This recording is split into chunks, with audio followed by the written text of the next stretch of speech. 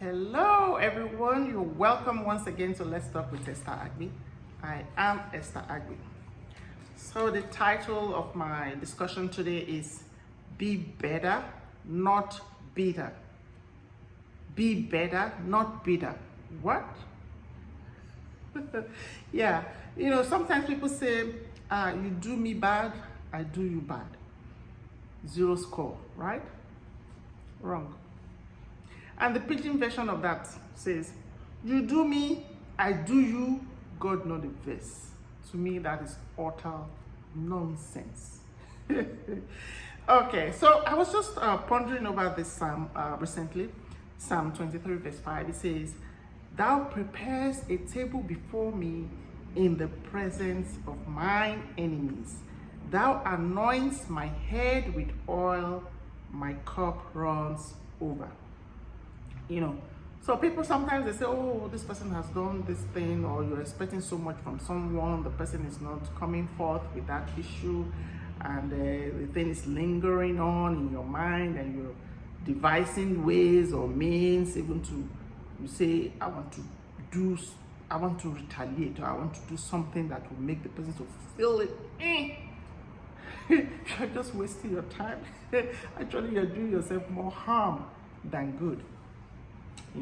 So when I look at that scripture, it says, Thou prepares a table before me. It was talking about King David, or King David was talking about himself, that God is preparing a table before him.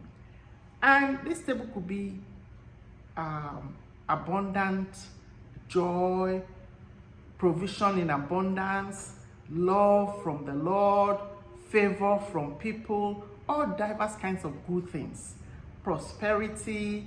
It says that prepares a table before me, provision of food, anything. You just name every good thing that anyone is hoping or wishing to have. It said that prepares a table before me in the presence of my enemies. The one that touches me most is that even as God is providing all these things, sustaining David, he says it's in the presence of his enemies. So God is not even concerned about his enemy, but he's just concerned about his own son. So if David were to be saying, oh, let my enemy not see this good thing, that the Lord, it is not in your place, right?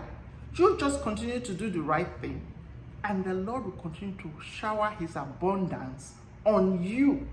And then the enemies themselves, they will see of this good and manifold blessings, that is blessings in different ways. God is showering him diverse kinds of blessings, and his enemies are seeing, they can see, but they are not partakers of the blessing. So it's not in our place to say, oh, let me retaliate, or let me do something that that will make the person to feel really, really bad. You are just doing yourself. I don't think you are doing anything to the person, in your own way. So what the moral here is that we should show some level of grace. When somebody does hurt you, just let it go. Let it slide, right? You have called the person, you have said all you want to say, and the person is not taking heed. Let it go, let it slide. And then you continue to do the right thing, and you see the blessings of God that are showered upon your life. So the other scripture that comes readily to mind is Genesis 26, 13 to 14. I'll quickly read. It says, And the man waxed great and went forward and grew until he became very great. For he had possession of flocks and possession of herds and great store of servants, and the Philistines envied him. That latter portion is the one that touches me the most. It says, and the Philistines envied him, which means, and this was talking about Isaac. Isaac was digging well, doing all he could do in the time of famine. The Philistines, his opponents, so-called enemies, were just, out against him, opposing him, fighting him, doing all kinds of things.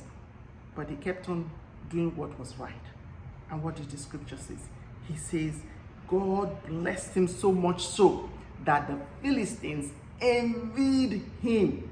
I used to say to myself, I say, If your so-called enemies or those who do not wish you all the best or whatever, or those people that are just looking down on you or just say, if they are not envying you yet, then means the blessing is not very, very strong. That is to me.